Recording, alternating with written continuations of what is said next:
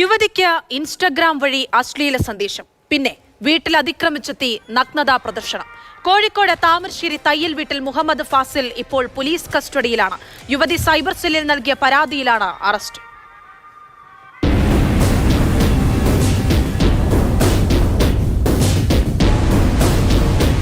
യുവതിയുടെ വീട്ടിൽ നഗ്നനായി എത്തി കടന്നുപിടിച്ചു.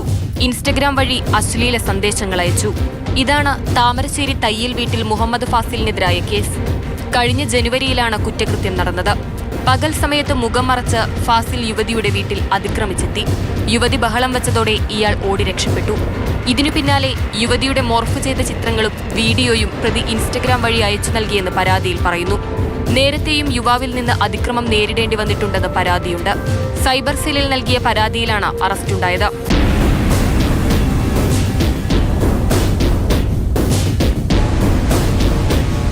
മാതൃഭൂമി ന്യൂസ്, കോഴിക്കോട്.